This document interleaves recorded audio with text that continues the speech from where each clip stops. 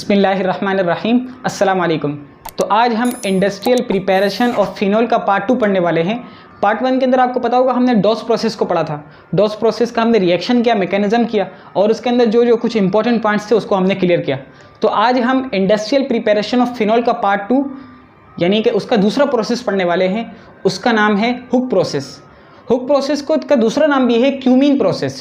Hook process भी कह सकते हैं इसको, क्यूमीन प्रोसेस भी कह सकते हैं। क्यूमीन इसलिए कहते हैं कि इसमें क्यूमीन एक कंपाउंड है, उसकी फॉर्मेशन होती है, इसके बाद आपको फर्दर फिनॉल और कीटोन आपको मिलता है। तो आज का टॉपिक बहुत ही आसान भी है और बहुत ही मुश्किल भी है, क्योंकि देखिए इसके अंदर आज जो हम रिएक्शन करेंगे तो रिएक्शन में तो कोई इशू नहीं है, रिएक्शन तो वैसे ही आसान होता है, लेकिन रिएक्शन के अंदर जो हमें क्वेश्चंस आएंगे उसको हम मैकेनिज्म में इंशाल्लाह क्लियर करेंगे। आज आपको मैकेनिज्म थोड़ा सा दो टाइप्स में आपको कराया जाएगा, दो तरीकों से आपको कराया जाएगा। मैकेनिज्म के भी आज हम दो तरीके करेंगे, स्टार्ट पॉइंट के दो तरीके हम करेंगे। तो बहुत ही इंटरेस्टिंग टॉपिक है और बहुत ही आसान भी, बहुत ही मुश्किल भी टॉपिक है। तो आप देखेंगे इसको लास्ट तक तो आपको इंशाल्लाह हर चीज़ एक ही समझ में आ जाएगी। क्यूमीन प्रोसेस से रिलेटेड आपको हर बात यहाँ पर आपको इंशाल्लाह डिटेल में बताई जाएगी। बस यहाँ पर आप ज़्यादा टाइम नहीं लगाते क्योंकि मैकेनिज्म में हमें टाइम लगेगा समझने में, तो आसान से आराम से करेंगे। अच्छा, और एक बात आपसे ये कहनी है कि अगर आपको कोई टॉपिक में कन्फ्यूजन हो, आप साइंस सब्जेक्ट से रिलेटेड कोई भी क्वेश्चन अगर आप करना चाहते हैं तो बिल्कुल आप कमेंट में बता दीजिए, तो इंशाल्लाह आपको उस टॉपिक पर लेक्चर आपको इंशाल्लाह कुछ ही टाइम में मिल जाएगा। ठीक है, तो आज हम इंट्रो के अंदर इतना टाइम वेस्ट नहीं करते। हमारा टॉपिक का नाम क्या है? Hook process. और हुक प्रोसेस को हमने कहा कि इसको क्यूमीन प्रोसेस भी कह सकते हैं। तो टॉपिक का नाम आप डाल लीजिए, ठीक है, हुक प्रोसेस है आपके टॉपिक का नाम, ठीक है। और साथ में हमने कहा कि इसको हम क्यूमीन प्रोसेस भी कह सकते हैं। क्यूमीन क्यों कहते हैं ये भी मैंने आपको बताया कि इसमें क्यूमीन की जो है फॉर्मेशन होती है, क्यूमीन से लेकर आप क्या करते हैं, इसको फिनॉल बनाते हैं। देखिए एक बात मैं आपको दोबारा बता दूं कि आपने यहाँ पर इंडस्ट्रियली प्रिपरेशन कर रहे हैं फिनॉल की, तो विजन आपका क्या है? फिनॉल बनाना। जो पहले आपने डॉस प्रोसेस किया था उसमें आपने क्लोरोबेंजीन को उठाया, ठीक है, बेंजीन के साथ क्लोरो लगा दो तो क्लोरोबेंजीन, फिर क्लोरोबेंजीन से आपने फिनॉल को बना दिया, तो विजन आपका पूरा हो गया, ठीक है। लेकिन यहाँ पर आपने क्या करना है, यहाँ पर आपने उठाना है क्यूमीन को। अब क्यूमीन क्या होता है, ठीक है ना, जैसे हमें ये नहीं पता क्लोरोबेंजीन क्या होता है तो हमने क्लोरोबेंजीन को बनाया, इसी तरीके से क्यूमीन क्या होता है, तो क्यूमीन हम देखेंगे, फिर क्यूमीन से हमने क्या बनाना है, यहाँ पर फिनॉल बनाना है। और फिनॉल के साथ आपको यहाँ पर एक इंपॉर्टेंट बाय प्रोडक्ट मिलता है, वो है कीटोन, ठीक है। तो दो आपके प्रोडक्ट मिल जाएंगे, एक आपका असल विजन क्या मिलेगा, वो फिनॉल, साथ में आपको मिलेगा बाय प्रोडक्ट यानी कि कीटोन मिल जाएगा, ठीक है। तो क्यूमीन प्रोसेस बहुत, ये नाम असल में इसी वजह से मशहूर है, क्यूमीन के नाम से ज़्यादा मशहूर है, लेकिन इसका सही नाम हुक प्रोसेस है, ठीक है। तो ये इंडस्ट्रियल प्रिपरेशन ऑफ फिनॉल का पार्ट 2 हम करने जा रहे हैं, ठीक है। तो आपके पास आगे देखिए, हमने कहा था कि इसके अंदर देखिए हम यहाँ पर पहले तो हमारा जो विजन तो हमें समझ में आ गया कि हमने करना क्या है। यहाँ पर आप लिख लें अगर आपके याद रखने के लिए कि हमने क्यूमीन को कन्वर्ट कर देना है फिनॉल के अंदर, ये हमारा असल विजन है। लेकिन साथ में हमें बाय प्रोडक्ट और एक तरीके से by one get one free की तरह से हमें ये मिल जाएगा, कीटोन भी हमें मिल जाएगा। कि अगर आपसे कभी पूछा जाए कि भाई कीटोन को बनाने का कोई अलग तरीका बता दो, तो यहाँ आपको इस तरीके से कीटोन की प्रिपरेशन कर सकते हैं, लेकिन याद रखिएगा बाय प्रोडक्ट की फॉर्म में कीटोन होता है, ठीक है, यानी बहुत कम होता है, ठीक है, इतना ज़्यादा नहीं मिलता। तो बहरहाल ये कीटोन से क्यूमीन से लेकर फिनॉल, फिनॉल से प्लस कीटोन आपने करना है। अब पहला सवाल आएगा कि यार क्यूमीन क्या होता है, तो क्यूमीन भी मैं आपको बता देता हूँ। अगर आप क्या कर दें, बेंजीन रिंग के साथ, बेंजीन रिंग आपको पता है क्या होता है, जिसमें हेक्सेन कर दें आप, हेक्सेन बना दिया, यह हेक्सेन आ गया आपके सामने, ठीक है, C6, ठीक है, C6H12 आपके पास सामने आ गया क्योंकि ये रिंग की फॉर्म में है ना, तो C6H12, ठीक है। अब आगे आपके पास ये हेक्सेन के अंदर आप अल्टरनेट डबल बॉन्ड बना दें, यानी एक आपने यहाँ बना दिया, एक यहाँ बना दिया, एक यहाँ बना दिया, ये आपके पास आ गया बेंजीन, ठीक है। अब बेंजीन के साथ आप क्या कर दें, प्रोपाइल को अटैच कर दें, लेकिन ये प्रोपाइल इस वक्त आइसोप्रोपाइल कहलाएगा, क्यों? क्योंकि सेकंड डिग्री है, ठीक है। अच्छा, तो बाहर ये क्या आ गया आपके सामने, ये क्या कहलाएगा, आइसोप्रोपाइल। ये आप देख रहे हैं, इसका नाम असल में कॉमन नेम क्या है, आइसोप्रोपाइल। क्यों? क्योंकि जब कार्बन बीच में और उसके साथ दो जो है मिथाइल ग्रुप या अल्काइल ग्रुप अटैच होंगे तो उस वक्त हमने क्या कहेंगे, इसको आइसोप्रोपाइल, ठीक है। सेंटर कार्बन से दो अटैच हुए हैं ना, तो इसलिए कहेंगे इसको आइसोप्रोपाइल बेंजीन, ठीक है ना।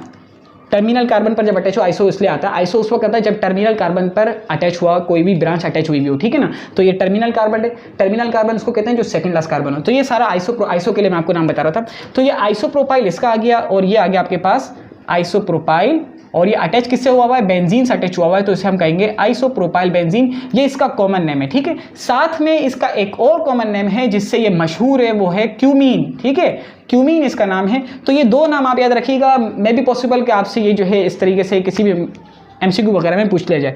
तो आइसोप्रोपाइल बेंजीन ये इसका कॉमन नेम है, और मजीद इसका जो मशहूर कॉमन नेम है वो क्या है, क्यूमीन है। अच्छा, अब आपको पता लग गया, अब आपने करना क्या है, आसान सी बात है, मैं रिएक्शन नहीं बता रहा आपको। आपने क्यूमीन को उठाया यानी आइसोप्रोपाइल बेंजीन को उठाया, किसी के साथ भी आपको नहीं पता, आपने उसको बनाना है फिनॉल, और कीटोन आपके पास आएगा, खुद ब खुद आ जाएगा, उसको बनाने की जरूरत नहीं है। ठीक है, तो ये आसान सा है। अब पहले मैं इसका रिएक्शन करता हूँ, आप इतना अगर नोट करना चाहिए नोट कर लें। इसके बाद जो है फिर हम मैकेनिज्म करेंगे। मैकेनिज्म का हम दो तरीकों से करेंगे, जो तरीका आपको आसान लगे आप उसको फॉलो कर लें। ठीक है, क्यूमीन कहते हैं हम आइसोप्रोपाइल बेंजीन, यानी कि हेक्सेन पहले बनाएं, हेक्सेन के बाद उसमें ऑल्टरनेट डबल बॉन्ड बना दें। ठीक है, साइक्लोहेक्सेन, हेक्सेन नहीं साइक्लोहेक्सेन। ठीक है, फिर उसमें ऑल्टरनेट डबल बॉन्ड बना दें। उसके साथ आप क्या कर दें, आइसोप्रोपाइल को अटैच करवा दें। आइसोप्रोपाइल क्या होता है अभी मैंने बताया, यानी टर्मिनल कार्बन पर, सेकंड लास्ट कार्बन पर ब्रांच अटैच करवा दें, तो उसको हम कहेंगे, क्या कहेंगे, इसको हम आइसोप्रोपाइल कहेंगे। तो यहाँ पर यकीनन आपको आइसोप्रोपाइल भी यकीनन समझ में आ गया होगा। ठीक है, तो ये आपके पास आ गया आइसोप्रोपाइल बेंजीन या फिर क्यूमीन, दोनों नाम है इसके, क्यूमीन से ज़्यादा मशहूर है। अच्छा, अब आपने क्या करना है, यहाँ पर यकीनन आपने कोई कैटलिस्ट तो यूज़ करने ही पड़ेंगे। तो कैटलिस्ट यहाँ पर क्या होगा आपको पता होना चाहिए। यहाँ पर कैटलिस्ट हम यूज़ करेंगे ऑक्सीजन का एक मॉलिक्यूल या एक यूनिट ऑक्सीजन का। ठीक है, और साथ में हम यहाँ पर यूज़ करेंगे सनलाइट को। सनलाइट को जब हम यूज़ करते हैं तो आपके जहन में फ़ौरन आ गया होगा कि ये जो रिएक्शन है ये होगा फ्री रेडिकल रिएक्शन। क्यों? ये तो आपको पता ही है कि जिस भी रिएक्शन या मैकेनिज्म के अंदर सनलाइट की प्रेजेंस हो, तो सनलाइट का काम क्या है कि सनलाइट किसी भी मॉलिक्यूल पर जब पड़ती है, यानी ये समझ लें कि अगर ये ऑक्सीजन का मॉलिक्यूल है, ठीक है ना, ये ऑक्सीजन का मॉलिक्यूल है। अब बात यह है कि इलेक्ट्रॉन जो है ये ऑक्सीजन पूरा है, O है, ये भी O है, और दोनों के दरमियान इलेक्ट्रॉन क्या कर रहे हैं, यहाँ वहाँ घूमते जा रहे हैं। ठीक है, अब बात यह है कि जब भी सनलाइट की प्रेजेंस होती है तो सनलाइट का काम क्या है कि वो उस मॉलिक्यूल को होमोलाइटिकली ब्रेक करती है। ठीक है ना, उस पर जब पड़ेगी तो इसको होमोलाइटिकली ब्रेक करेगी, यानी होमोलाइटिकली जब मैंने कहते तो खुद ब खुद इसके ब्रेक का भी मीनिंग उसमें आ गई। ठीक है ना, यानी ये कि दोनों को अपना अपना इलेक्ट्रॉन मिलेगा। ठीक है, बात समझ में आ गई, यानी इंसाफ के साथ दोनों को तोड़ेगी। सही, आसान सी बात हो गई। अच्छा, अब अगर सनलाइट इस पर पड़ेगी तो आपको पता लग गया कि अगर मैं इस पर इस तरीके से लगाऊंगा तो ये पहले तो इस तरह बना हुआ था, क्योंकि आपको पता है ऑक्सीजन दोनों दो इलेक्ट्रॉन है, तो दो ये आराम से। अच्छा, अब जब सनलाइट आएगी इस पर तो क्या होगा, HU इस तरह आ गई, तो ये दोनों को होमोलाइटिकली फ्यूज करेगी और होमोलाइटिकली इन दोनों को इलेक्ट्रॉन आपस में इनको मिल जाएंगे। ठीक है, तो मतलब इसके पास भी एक इलेक्ट्रॉन आ जाएगा, इसके पास भी एक इलेक्ट्रॉन आ जाएगा, तो ये क्या बन जाएगा, फ्री रेडिकल मैकेनिज्म के तौर पर ये रिएक्शन फॉलो होता है। तो मैं आपको इसको अच्छे तरीके से समझाऊंगा अभी। तो ये ऑक्सीजन आ गया, सनलाइट आ गई, सनलाइट को हम कहते हैं कि क्या हो गया, ये HMU। अब आपको मैं थोड़ा सा आसान करने के लिए बता दूं कि हमने क्लोरीनेशन, आपने कुछ ना कुछ रिएक्शन किए होंगे, और अगर नहीं किए तो फिर मैंने इसको जो अपलोड किया हुआ या फिर आप किसी बुक में भी पढ़ सकते हैं। क्लोरीनेशन का रिएक्शन आपने किए होंगे यकीनन। इसके अंदर हम क्या करते हैं कि मीथेन के साथ किसी भी हेलोजन को हम अटैक करवा देते हैं। फिर हेलोजन को डायरेक्टली अटैक नहीं करवाते हम, हेलोजन को हम सनलाइट की प्रेजेंस में पहले रेडिकल बनाते हैं, फिर इसके बाद हम रिएक्ट करवाते हैं। तो ये वही का वही सीन है। यहाँ पर हेलोजन की जगह पर ऑक्सीजन का मॉलिक्यूल है, ऑक्सीजन के मॉलिक्यूल को सनलाइट की प्रेजेंस में आपने ब्रेक किया, दोनों के पास एक एक इलेक्ट्रॉन आ गया। अब ये इलेक्ट्रॉन क्या करेगा ये हम देखते हैं। ये इलेक्ट्रॉन करता क्या है कि ये पूरा का पूरा ऑक्सीजन का जो मॉलिक्यूल है ये आकर कार्बन और हाइड्रोजन के दरमियान में आकर जुड़ जाता है। अब ये कैसा जुड़ता है ये मैकेनिज्म हमें समझाएगा। हमें इतना पता है कि जुड़ जाता है, ठीक है, आप इतना भी याद रखें तो आपको इंशाल्लाह आगे जाकर खुद ब खुद समझ में आ जाएगा, कोई टेंशन की बात नहीं है। अब ये क्या हो जाएगा, यहाँ पर कार्बन, ठीक है, मैं यहाँ पर लगा देता हूँ इसके साथ ऑक्सीजन, ठीक है, बीच में मैंने कहा ना ऑक्सीजन, फिर इसके बाद हाइड्रोजन। अब हाइड्रोजन और कार्बन के दरमियान क्या हो गया, दो ऑक्सीजन आकर अटैच हो गए, ठीक है। फिर इसके बाद यहाँ पर क्या हो जाएगा, यहाँ पर आप लगा दे CH3 को लगा दे, जो कि उस पर कुछ भी अटैच नहीं हुआ, और ये आ गया CH3, ठीक है, तो इस पर कोई फर्क नहीं आया। अब इसको हम क्या कहेंगे, हाइड्रो पेरोक्साइड। पेरोक्साइड किसको कहते हैं, जब ऑक्सीजन का ऑक्सीडेशन स्टेट -1 हो जाए तो उसको हम इसको कहते हैं पेरोक्साइड, ठीक है ना, पर यानी 1 जब भी आता है तो पर कहते हैं ना, तो इसलिए हम क्या कहेंगे इसको, हाइड्रो पेरोक्साइड, ठीक है, पेरोक्साइड। अब आपको पता है पहले से इसका नाम क्या था, अब तो क्यूमीन तो नहीं कहेंगे ना, अब ये क्या है, आइसोप्रोपाइल।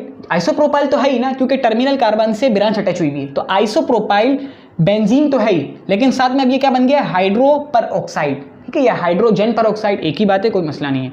अच्छा, अब आपका तो कंपाउंड तो नहीं आया, अब आपने क्या करना होगा, अब आप इसकी एसिडिफिकेशन करेंगे, जैसे हमने डॉस प्रोसेस के अंदर एसिडिफिकेशन की थी।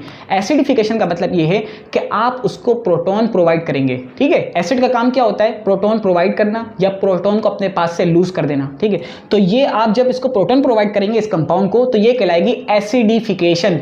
लेकिन प्रोटॉन प्रोवाइड कौन करेगा, वाटर मॉलिक्यूल प्रोटॉन को प्रोवाइड करेगा, तो इसलिए हम यहाँ पर कहेंगे कि प्रोटॉन प्रोवाइड हो रहा है, कौन कर रहा है, H2O कर रहा है, ठीक है। तो बहरहाल ये जब ये वाला जब स्टेप हो जाएगा तो आपके पास आपका मतलूब कंपाउंड आ जाएगा, जो कि आपका विजन है वो क्या है, फिनोल। ये आपके पास आ गया फिनोल, लेकिन साथ में मैंने कहा था कि बाय प्रोडक्ट भी आपके पास आता है। वो बाय प्रोडक्ट क्या होगा आपको पता है, कीटोन होगा। मैंने इसको शॉर्ट फॉर्म में लिख दिया, ठीक है। यहाँ आपको पता है CH3 लगे हुए और कीटोन आ गया आपके पास।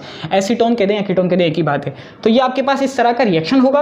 रिएक्शन में कोई टेंशन की बात नहीं है। रिएक्शन में करना क्या है, सिर्फ आपने क्यूमीन बनाना है। देखें क्यूमीन में कुछ भी नहीं है, बेंजीन लें, बेंजीन के साथ प्रोपीन को अटैच करवा दें, बेंजीन के साथ प्रोपीन अटैच करवा दें, तो ये क्या बन जाएगा, आइसोप्रोपाइल बेंजीन बन जाएगा, ठीक है ना।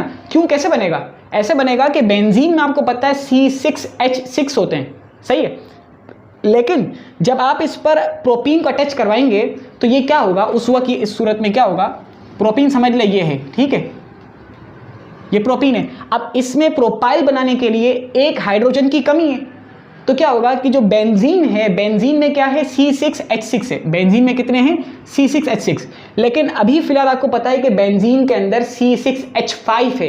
क्यों, क्योंकि कार्बन यहां से अटैच हो चुका, हाइड्रोजन यहां से रिप्लेस हो चुका। तो जो हाइड्रोजन यहां से रिप्लेस हुआ है वो हाइड्रोजन आप इसको प्रोवाइड कर दें, तो ये क्या बन गया, आइसोप्रोपाइल बन गया। ये नीचे बेंजीन से अटैच हो गया। बिल्कुल आसान है भाई, बेंजीन के साथ प्रोपीन को अटैच करवा दें, खत्म कहानी, आइसोप्रोपाइल बेंजीन बन गया, जिसको आपने क्यूमीन कह दिया। क्यूमीन के अंदर आपने ये सारा प्रोसेस करेंगे तो आपके पास ये आ जाएगा। अब टेंशन की बात नहीं, आपको मैं 2 मैकेनिज्म करवाने जा रहा हूँ, तो 2 मैकेनिज्म आप देखेंगे तो बिल्कुल आसानी से, जो आसान लगे उसको आप फॉलो कर लेंगे तो बिल्कुल आसान हो जाएगा आपके लिए टॉपिक, ठीक है। और अगर कोई क्वेश्चन हो तो आप कमेंट बॉक्स में कर सकते हैं। तो अब हम करने जा रहे हैं यहाँ पर मैकेनिज्म। मैकेनिज्म किसका कर रहे हैं हम, क्योंकि मैंने तो टॉपिक का नाम ही मिटा दिया। मैकेनिज्म हम करने जा रहे हैं हुक प्रोसेस का मैकेनिज्म। 2 मैकेनिज्म होंगे, पहले हम देख लें जो भी आपको समझ में आए। मैं देख लेता हूँ जो मेरे जहन में अभी आ रहा है उसको मैं कर देता हूँ, फिर इसके बाद जो रह जाएगा वो बाद में कर लेंगे। अच्छा, अब आपने यहाँ पर लेना क्या है, आपको पता है आप यहाँ पर लेंगे किसको, आइसोप्रोपाइल बेंजीन को, यानी कि क्यूमीन को आप ले लें, ठीक है। ये आपके पास इस तरीके से कंपाउंड आ गया, ये आ गया CH3 हाइड्रोजन, ठीक है। मैंने हाइड्रोजन को अलग से लिख दिया, वही है आइसोप्रोपाइल ही, ठीक है, अलग तरीके से लिखा हुआ है, कोई टेंशन की बात नहीं है। CH3 को मैंने पीछे ले लिया और हाइड्रोजन को आपने सामने लिया हुआ है, ठीक है। अब आपको पता है कि ये जो रिएक्शन है ये सनलाइट की प्रेजेंस में होता है। मैं पहले आपको जो है ना आसान सा तरीका बता देता हूँ। एक ही तरीका है कि मैं ऑक्सीजन और ऑक्सीजन, ठीक है, मैं कोई यहाँ पर आपको पता है जब हम जो है सनलाइट की प्रेजेंस में जब रिएक्शन करवाते हैं तो आपको पता है पहला स्टेप क्या होता है, चेन इनिशिएशन स्टेप। दूसरा स्टेप क्या होता है, चेन प्रोपेगेशन स्टेप, ठीक है। टर्मिनेशन भी होता है लेकिन हम प्रोपेगेशन पर कभी कभी रिएक्शन को खत्म कर देते हैं, कोई टेंशन की बात नहीं है। आपको प्रोडक्ट आपके मिल गए, आप छोड़ दें, ठीक है, आगे कोई मैकेनिज्म को फॉलो करना जरूरी नहीं है। लेकिन अभी फिलहाल मैं उनको नहीं फॉलो कर रहा, अभी मैं आपको जो है बिल्कुल आसान से तरीका बता रहा हूँ, मैं उन स्टेप को नहीं फॉलो कर रहा। नेक्स्ट जब हम उसका मैकेनिज्म करेंगे तब हम उसको भी फॉलो करेंगे। ये लेक्चर हो सकता है लंबा जाए लेकिन आपको हर बात इंशाल्लाह समझ में आ जाएगी। अब देखिए आपको पता है कि ये क्या हो गया, होमोलाइटिकली ब्रेक कर दिया आपने इसको सनलाइट की प्रेजेंस में, तो क्या हो गया इसके नतीजे में कि इसके पास और इसके पास अपना अपना इलेक्ट्रॉन आ गया। ये मैंने इसको दिखा दिया, इलेक्ट्रॉन अपने अपने आ गए। जब सनलाइट इस पर पड़ सकती है, सनलाइट तो है ही हर जगह पर है, सनलाइट जब इस पर पड़ी तो ये काम कर दिया उसने। जब सनलाइट यहाँ पर पड़ेगी, मैंने अलग लिखा इसलिए है कि सनलाइट जब यहाँ पर पड़ेगी तो कार्बन और हाइड्रोजन को भी होमोलाइटिकली ब्रेक करेगी। मतलब हाइड्रोजन के पास इलेक्ट्रोनेगेटिव हालांकि इसकी कम है लेकिन फिर भी सनलाइट की वजह से हाइड्रोजन पर भी अपना इलेक्ट्रॉन आ जाएगा, खुशकिस्मती है इसकी, ठीक है।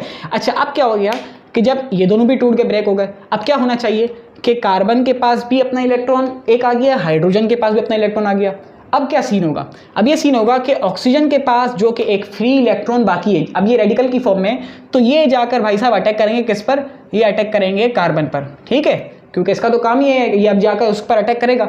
अब जैसे ही अटैक करेगा तो आपको पता है किस तरह का कंपाउंड बन जाएगा। बेंजीन पर तो कोई मसला नहीं है, बेंजीन पर शुरू से लेकर आखिर तक कोई टेंशन नहीं है, अपनी जगह पर ये, ठीक है। और इसी तरीके से जो पीछे जो मिथाइल ग्रुप लगे हुए अगर नजर भी नहीं आ रहे ना आपको असल में, तो भी कोई टेंशन नहीं है क्योंकि वो अपनी जगह पर ऐसे कैसे ही रहेंगे। अच्छा, फिर आगे जाकर क्या हो जाएगा कि आपको पता है, देखिए जब ये ऑक्सीजन जाकर कार्बन से बॉन्ड बना लिया, पहले तो आप इसको बना दें, ऑक्सीजन का कार्बन से बॉन्ड बना दें। अच्छा, नेक्स्ट आपको पता है कि ऑक्सीजन और ऑक्सीजन का सिर्फ एक जो बॉन्ड था वो टूटा है, दूसरा बॉन्ड नहीं टूटा है, तो इसका मतलब है कि जो बॉन्ड बना हुआ उसको बना रहने दें। अच्छा, जिस तरीके से इसने इसके साथ बॉन्ड बनाया है, अब इसका तो एक इलेक्ट्रॉन बाकी है, इसको भी कहीं ना कहीं अपने इलेक्ट्रॉन को यूटिलाइज करना है, तो ये क्या करेगा, हाइड्रोजन और ऑक्सीजन का बॉन्ड बन जाएगा, हाइड्रोजन और ऑक्सीजन का बॉन्ड बन जाएगा। तो ये इस तरीके से आ गया आपके पास, कितना आसान है ना। इसमें ये प्रोसेस करना बहुत आसान है, जो दूसरा मैकेनिज्म है उसमें ये वाला प्रोसेस करना मुश्किल है, और वो मेरे ख्याल है कि वो बहुत अच्छा है, भले मुश्किल है लेकिन है बहुत अच्छा, ठीक है। हमेशा के लिए एक थोड़ा थ्योरेटिकली है तो अच्छा लगेगा आपको। अच्छा, ये क्या आ गया आपके पास, आइसोप्रोपाइल बेंजीन लिया, ऑक्सीजन को होमोलाइटिकली ब्रेक किया, इस तरीके से कार्बन और हाइड्रोजन के बॉन्ड को यानी हाइड्रोकार्बन को भी आपने होमोलैटिकली ब्रेक किया, फिर क्या हो गया, ऑक्सीजन के पास इलेक्ट्रॉन आ गया तो उसने यूटिलाइज करने के लिए कार्बन से बॉन्ड बनाया, इसके पास इलेक्ट्रॉन आ गया, इसने हाइड्रोजन से बॉन्ड बनाया, तो ये आपके पास क्या आ गया, हाइड्रो पेरोक्साइड या हाइड्रोजन पेरोक्साइड आपके पास बॉन्ड आ गया, आइसोप्रोपाइल बेंजीन हाइड्रोजन पेरोक्साइड आ गया आपके पास। ठीक है, अब क्या करना है आपने, अब मैंने कहा था इसके बाद आपने करना है एसिडिफिकेशन, यानी इसको प्रोटॉन प्रोवाइड करने। तो अगर मैं क्या करता हूँ, इसको मैं प्रोटॉन प्रोवाइड करता हूँ, ठीक है, किससे प्रोटॉन प्रोवाइड करूँगा, हाइड्रोजन वाटर से मैंने इसको H+ प्रोवाइड कर दिया। ठीक है, अब जब ये H+ इसके पास आ जाएगा तो ये भाई साहब क्या करेंगे, इसके पास तो लोन पेयर तो होता ही है। अब आपके जहन में सवाल आएगा कि यार अगर जिस तरीके से पेयर इसके पास है, इलेक्ट्रॉन का पेयर इसके पास है, इस तरीके से इसके पास भी इलेक्ट्रॉन के लोन पेयर्स हैं, तो आप यहाँ पर क्यों अटैक करवा रहे हैं, यहाँ क्यों अटैक नहीं करवा रहे, ये भी सवाल आपके जहन में आना चाहिए। देखिए बात यह है कि हमें यहाँ से वाटर की फॉर्म में OH को यहाँ से हमने रिड्यूस करवाना है। अगर मैं इसको यहाँ पर अटैक करवा दूँ तो ये निकल सकेगा, कभी भी नहीं निकलेगा। तो मैं प्रोटॉन को लेने का मकसद ही ये है कि मुझे मकसद यहाँ पर क्या करना है, प्रोटोनेशन करनी है। यानी जब ये वाटर की फॉर्म में आ जाएगा तो ऑक्सीजन पर प्लस चार्ज आ जाएगा, फिर ऑक्सीजन प्लस चार्ज जब आ जाता है उस पर तो ये आसानी से निकल जाता है। तो मेरा तो मकसद यही है, तो मैं क्या करूँगा, यहाँ पर इसको इससे अटैच करवा दूंगा, लेकिन अटैक कौन करेगा, ऑक्सीजन ही करेगा। ठीक है, अब जैसे ही अटैक करेगा तो आपको पता है किस तरह का कंपाउंड आपके पास बन जाएगा, बेंजीन अपनी जगह पर, 2 मिथाइल अपनी जगह पर। ठीक है, मैंने शॉर्ट के लिए इस तरह लिख दिया है CH3, असल में अंदर कुछ भी नहीं होगा, ऐसे में डायरेक्ट सर्कल बना दिया। ठीक है, साथ में ऑक्सीजन आ गया, ये ऑक्सीजन आ गया, लेकिन इस पर अब पॉजिटिव चार्ज आ गया, 2 हाइड्रोजन इससे अटैच हो गए। ठीक है, ये वाला हाइड्रोजन और एक ये वाला हाइड्रोजन। ठीक है, अब ये क्या आ गया, तो इस पर हाइड्रोजन आ गए। अच्छा, अब मजीद आपको पता है पहला तो आपको काम यही करना है कि आपने इसको यहाँ से निकाल देना है, ऑक्सीजन यहाँ से निकल गई, वाटर की फॉर्म में प्रोटोनेशन हो गई है। अच्छा, साथ में अब क्या होगा, जैसे अब ये पहले हम कर देते हैं, फिर इसके बाद आगे की बात करेंगे। अब ये आपके पास कुछ इस तरह का कंपाउंड बन जाएगा, बेंजीन, कार्बन, मिथाइल, ये भी मिथाइल यानी आइसोप्रोपाइल बना दिया। ठीक है, साथ में यहाँ पर ऑक्सीजन, लेकिन इस ऑक्सीजन पर पॉजिटिव चार्ज। अब ये पॉजिटिव चार्ज क्यों आया, क्योंकि जब वाटर जब यहाँ से निकलेगा तो वाटर का जो प्लस चार्ज है ये तो अपने आप को स्टेबलाइज करके निकलेगा ना भाई। जैसे देखिए ये जब अपने यहाँ से निकलेगा तो ये तो अपने आप को बिल्कुल जो है ना न्यूट्रल करके निकलेगा, यानी H2O की फॉर्म में निकलेगा। अब अगर ये H2O की फॉर्म में निकलेगा तो इसका जो पॉजिटिव चार्ज था वो इस पर आ जाएगा। वो कैसे आएगा, ये जो ऑक्सीजन है, ये ऑक्सीजन इस वाले ऑक्सीजन का इलेक्ट्रॉन लेकर निकलेगा और अपना जो इजाफी इलेक्ट्रॉन था और प्रोटॉन था, ये वाला जो नजर आ रहा था, ये इसको दे देगा। ठीक है, तो इस वजह से इस पर पॉजिटिव चार्ज आ गया, आसान हो गया। अच्छा, ऑक्सोनियम आयन बन गया आपके पास। अब इसको आपने खत्म करना है। अब ये कैसे करें, ये बहुत आसान और बहुत ही अच्छा है, और इसको कहते हैं इंटरमीडिएट कहते हैं। ठीक है ना, ये बहुत इंपॉर्टेंट इंटरमीडिएट है। ठीक है, अच्छा, अब आगे आपके पास क्या कि ये प्लस चार्ज है, अब इसको यूटिलाइज करना है, यानी इसको आपने जो है स्टेबलाइज करना है केटाइन की फॉर्म में ना। कैसे करें इसको, न्यूट्रल कैसे करें। अब देखिए एक तो ये तरीका है कि ये जो मिथाइल है ये जाकर इसको स्टेबलाइज कर दे। ठीक है ना, अच्छा, या तो ये हो सकता है कि ये जो है मिथाइल इसको जाकर स्टेबलाइज कर दे, ये भी पॉसिबल है। लेकिन ये भी हो सकता है कि ये जो पूरा अराइल ग्रुप है, यानी बेंजाइल ग्रुप है, फिनाइल ग्रुप है, ये जाकर इसको स्टेबलाइज कर दे।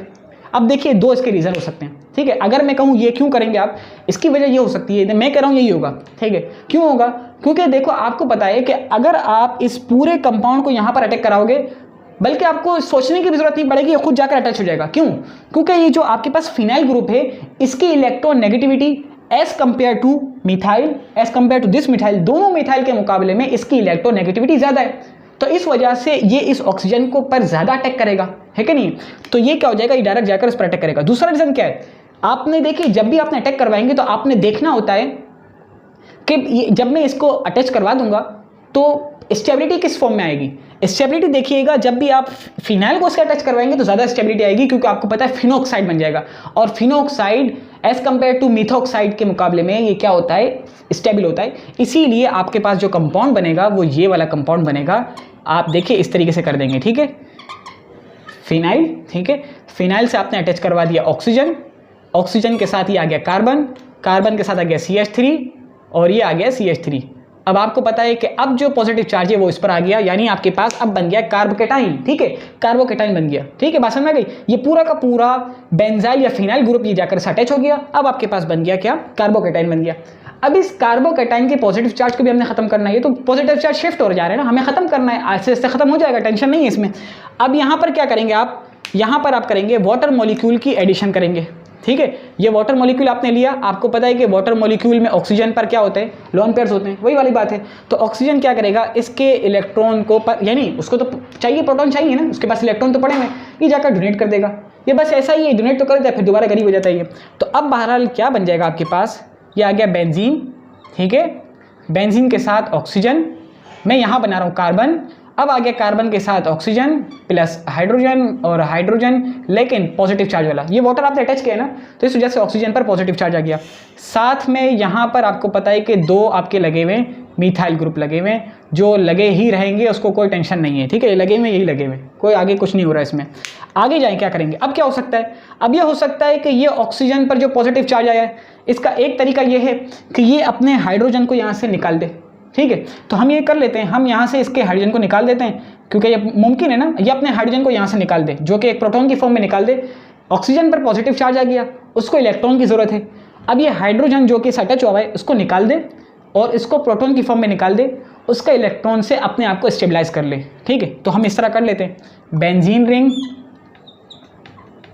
साथ में, यानी फिनॉक्साइड हो गया ये आपके पास आ गया कार्बन, ये आपके पास आ गया CH3, ये आपके पास आ गया CH3, अब आपके पास है OH, ठीक है, कैसे OH है, H निकल गया तो O के ऊपर से पॉजिटिव चार्ज हट गया, ठीक है, यहाँ तक भी आपको यकीनन समझ में आ गया होगा इंशाल्लाह। अच्छा, अब क्या हो सकता है, अब भी आपके पास फिनोल बनने में थोड़ी देर है, फिनोक्साइड तो बना हुआ है, यानी ये तो बना हुआ है आपके पास, लेकिन अभी आपको क्या चाहिए, H चाहिए। अब क्या करें इसके लिए देखिए, बात दरअसल ये है कि मैं अगर इसको यहाँ पर बनाऊँ, देखिए अगर मैं क्या करूँ, इस कार्बन के साथ जो OH लगा हुआ है उसको अगर मैं यहाँ पर बनाऊँ तो बहुत अच्छा रहेगा मेरे लिए। क्यों, देखिए क्या होगा क्या यहाँ पर कि ये जो ऑक्सीजन और ये जो हाइड्रोजन लगा हुआ है, इसमें ये वाला हाइड्रोजन एसिडिक है। क्यों एसिडिक है, इसकी वजह यह है कि ऑक्सीजन जो है इलेक्ट्रोनेगेटिव है, ये इलेक्ट्रोनेगेटिव होने की वजह से ऑक्सीजन और हाइड्रोजन के दरमियान जो एक इलेक्ट्रॉन की शेयरिंग हुई हुई है, उसका जो लोन पेयर है, ये मतलब देखिए मैं आपको बताता हूँ, ये आपके पास हुई है इलेक्ट्रॉन की शेयरिंग, ठीक है, ये इलेक्ट्रॉन शेयरिंग हुई भी है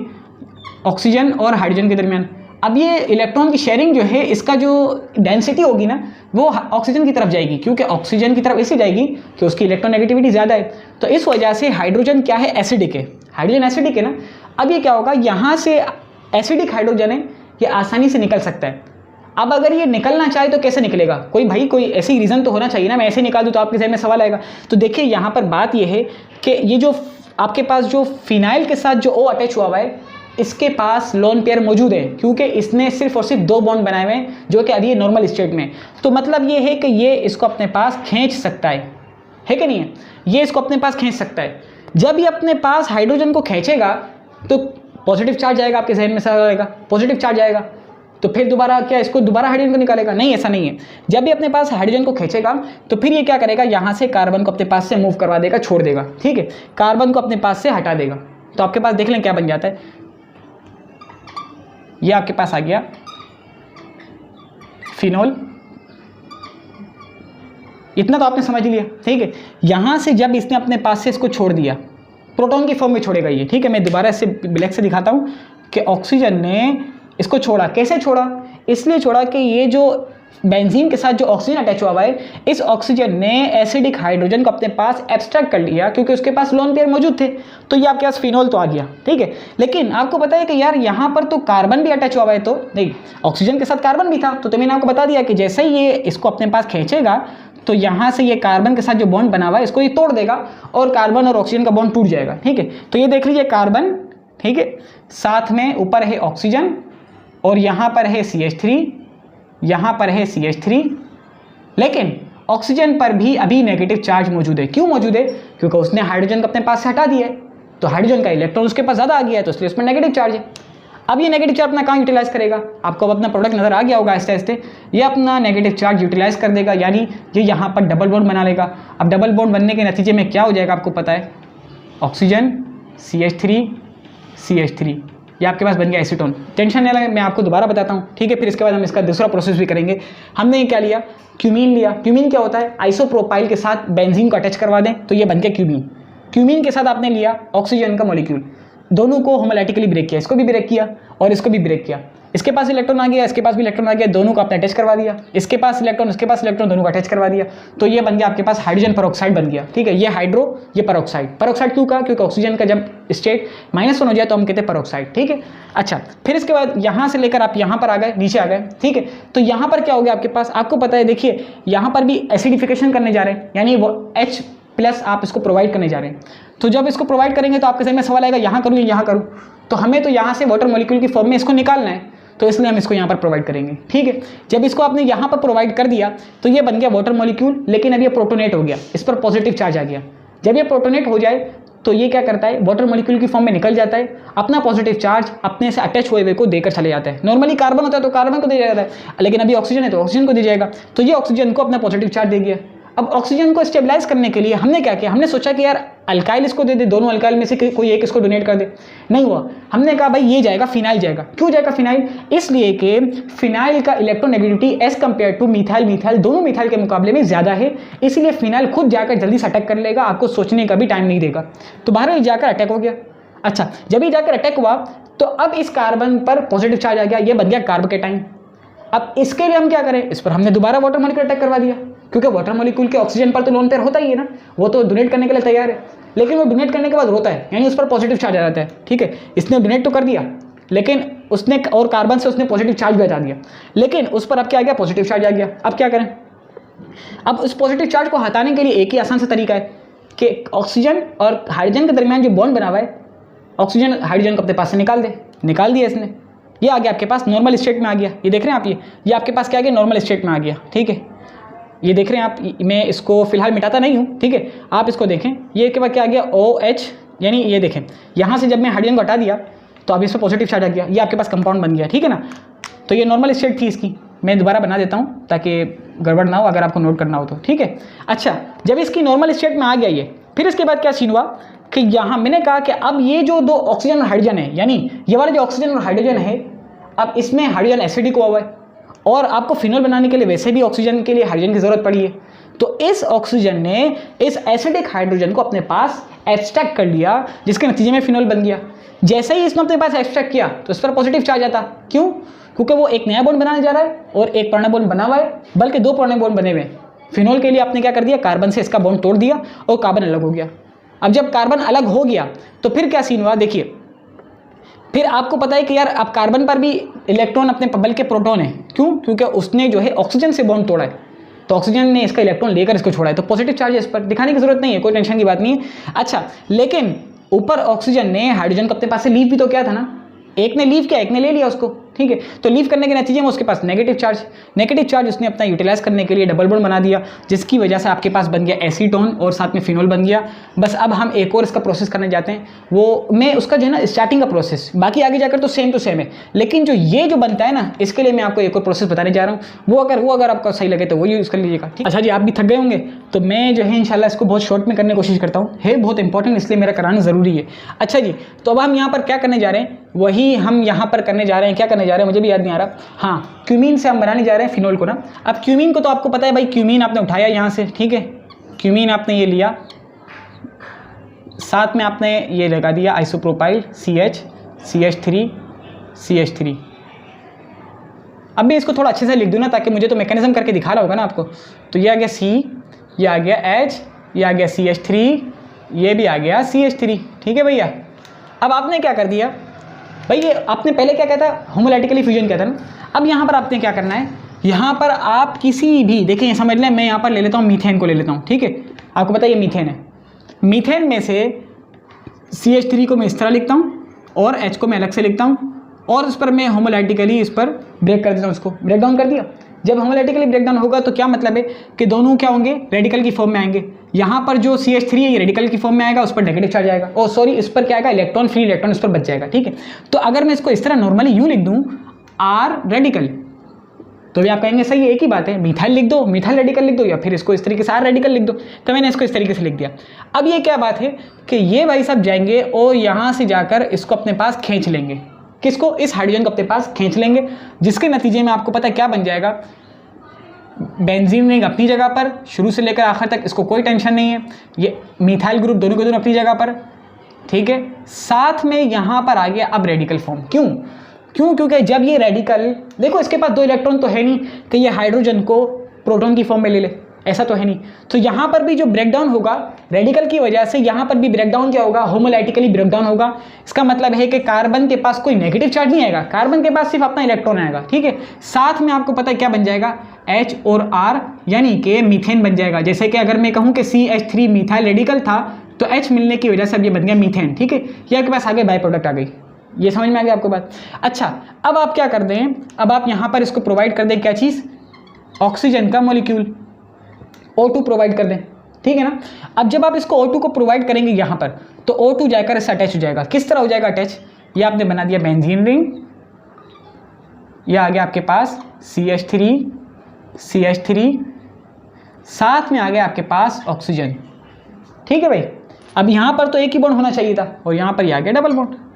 खैरियत है ना, सही है ना, क्योंकि इसका यहाँ पर तो सॉरी इसको भी ऐसे ही कर दें, टेंशन नहीं है, ठीक है। इसको भी इस तरह करें क्योंकि यहाँ पर क्या हुआ है, इसके दो बॉन्ड बने हुए, लेकिन इसके पास नेगेटिव चार्ज अभी मौजूद है, ठीक है। इसके पास नेगेटिव चार्ज मौजूद है, क्यों नेगेटिव चार्ज कह दें, या फिर इसके इलेक्ट्रॉन अभी बाकी हैं। कैसे बाकी हैं, क्यों, क्योंकि इसने अभी सिर्फ और सिर्फ एक बॉन्ड बनाया हुआ है, तो इसलिए नॉर्मली ये दो बनाता है, तो इसलिए इस वजह से इसके ऊपर एक नेगेटिव चार्ज मौजूद है।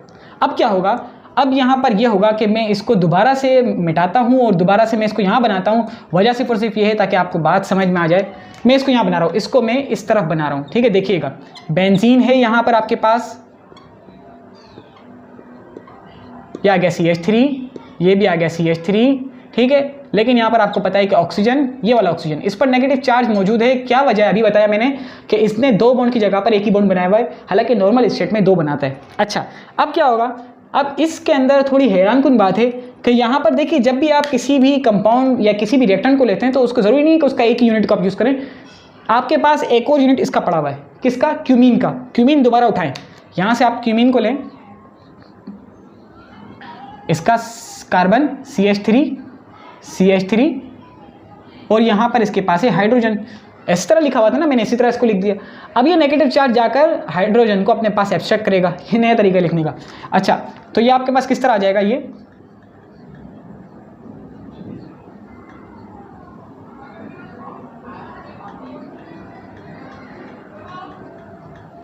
इसको मैं मिटा देता हूँ, ऑक्सीजन हाइड्रोजन। अब देखिए दोबारा बता देता हूँ, बस ये है अलग तरीका और कुछ भी नहीं है।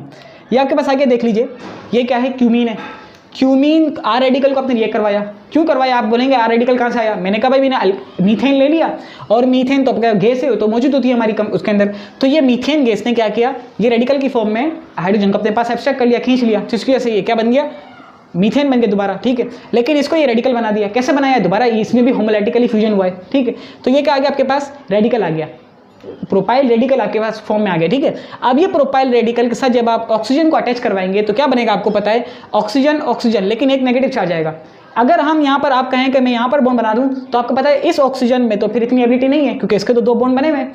तो बहरहाल अब क्या होगा कि एक और यूनिट आपने ले लिया क्यूमीन का। जब आपने एक और यूनिट लिया क्यूमीन का, तो इस क्यूमीन के हाइड्रोजन को इस ऑक्सीजन ने अपने पास खींच लिया, जिसकी वजह से आपके पास बन गया हाइड्रोजन पेरोक्साइड आइसोप्रोपाइल बेंजीन। आसान है ना, इतना आसान है। अब इसके बाद तो वही रिएक्शन वही, अब एसिडिफिकेशन करेंगे, फिर इसके बाद वाटर मॉलिक्यूल प्रोवाइड करेंगे, फिर वाटर मॉलिक्यूल प्रोवाइड करने के बाद आप दोनों को अलग अलग तोड़ देंगे। लास्ट जो है ना वो थोड़ा याद रखने वाला है, तो उसको अच्छे से समझ लीजिएगा। अगर आपको मैं यहाँ पर बता, बस मुझे लगता है कि अब इंशाल्लाह आपको समझ में आ गया होगा। अगर नहीं आया कोई भी टॉपिक समझ, कोई भी अगर आपको नहीं समझ में आया इसमें स्टेप, तो आप पूछ लीजिएगा, इंशाल्लाह मैं आपको डिटेल के अंदर बता दूँगा, ठीक है। अल्लाह हाफ़िज़।